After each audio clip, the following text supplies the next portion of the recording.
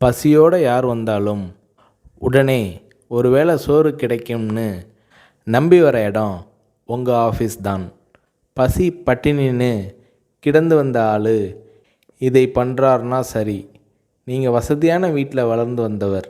இந்த பழக்கம் எப்படி உங்களுக்கு வந்தது என்று விஜயகாந்த் அவர்களிடம் ஒரு முறை கேட்டபோது அதற்கு விஜயகாந்த் அவர்கள், அதுக்கு காரணம் எங்கள் ரைஸ் மில்.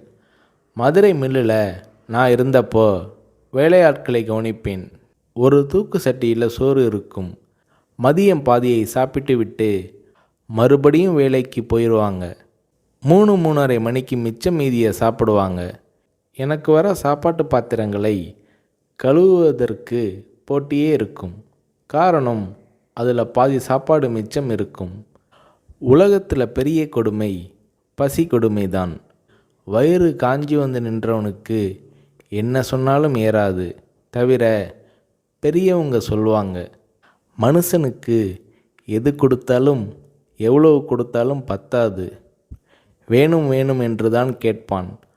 அவன் போதும்னு சொல்கிற ஒரே விஷயம் சோறு மட்டும்தான்னு சொல்லுவாங்க. அது என் மனசில் பதிஞ்ச விஷயம்.